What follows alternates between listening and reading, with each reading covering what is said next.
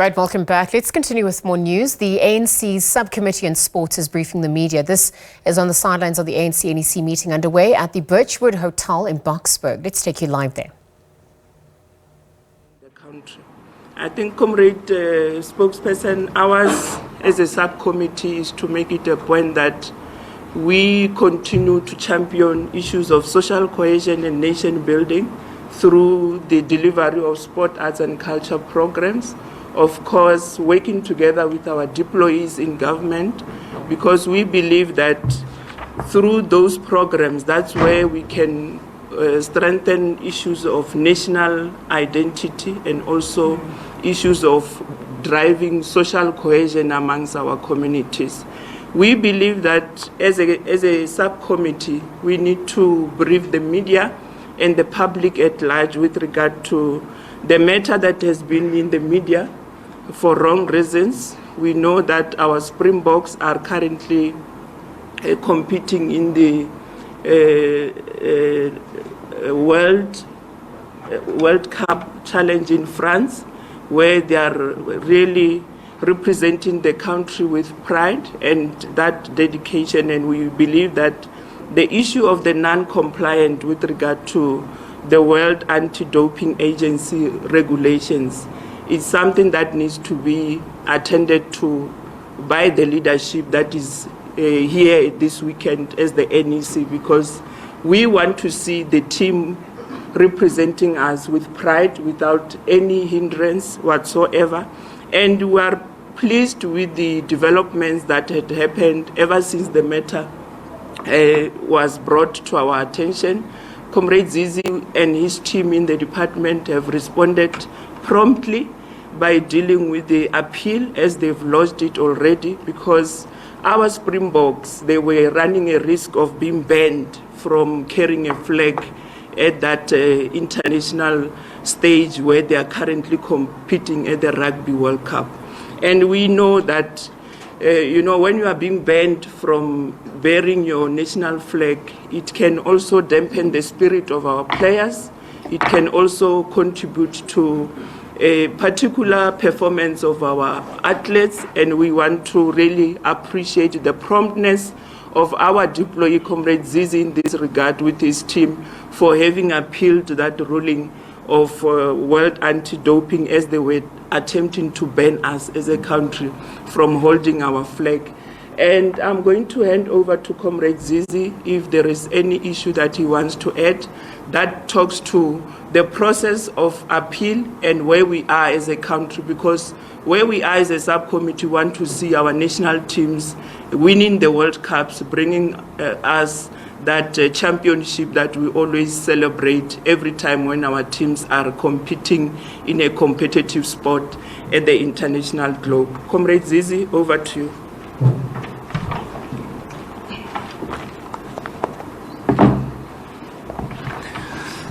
Thank you, Chair, and thank you to Comrade Mahlengi. Obviously, the focus for us now in terms of the sporting front, our preoccupation is that we must deal with off-the-field issues in a manner that it does not defocus our national teams from participating in winning the campaign, the World Cup in India as well as in Paris.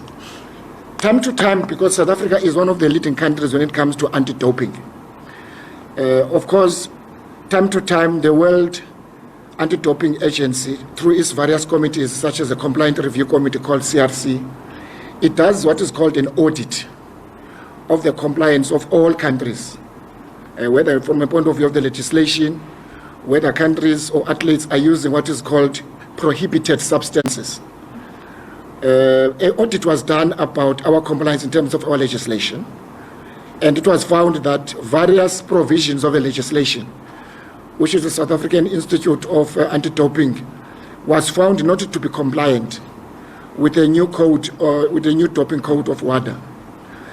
And of course, the difficulty there was that WADA sometimes gives you a very short timelines of amending the legislation. And as you know, in terms of the South African law process making, it takes a little bit of time because it has got elements of public participation. So it's not over a stroke of a pen that we can amend the legislation in South Africa. So we have not been able to amend to a point where they arrive at a decision they took. What has happened since is that subsequent to that decision, the Minister of Arts and Culture and then had a conversation through a correspondence to the President of WADA, President Banka, to seek an audience to explain South Africa's difficulty, but also to recommit ourselves to anti-doping, that there shouldn't be any questions about South Africa's commitment to anti-doping.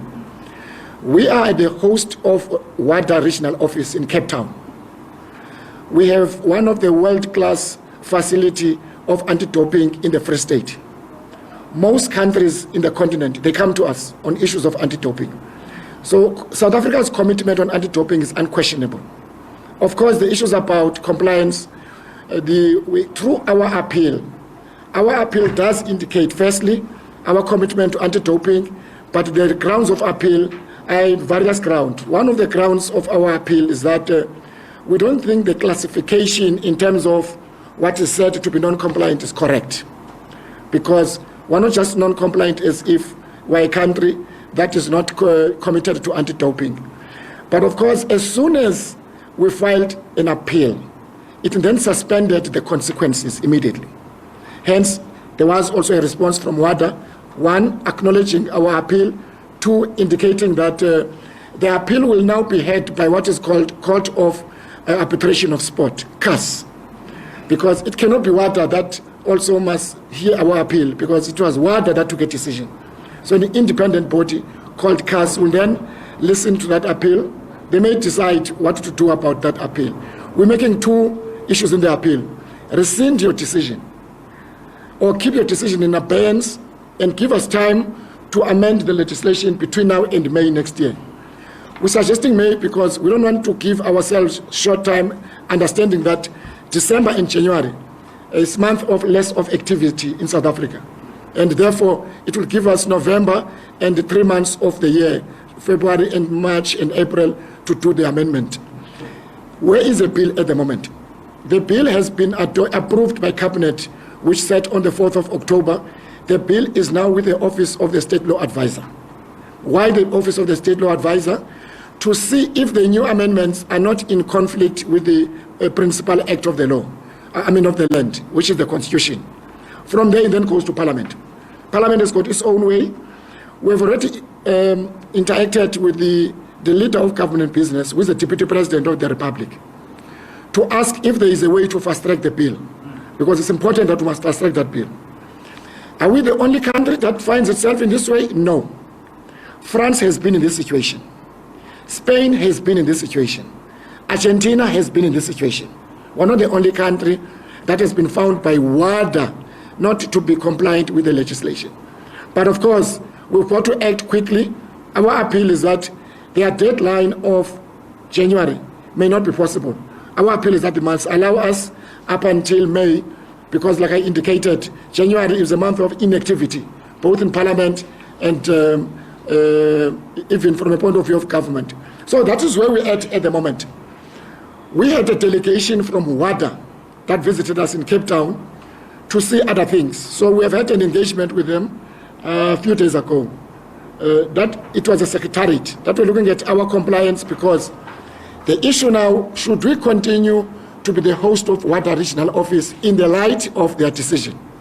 Because you can't host a WADA Regional Office if you are found to be non-compliant. So that too is part of negotiations between ourselves. We hope that our Minister of Arts and Culture, in his engagement with President Banka, will be able to make sure that we continue to host. We've been a host of that office for 20 years in South Africa.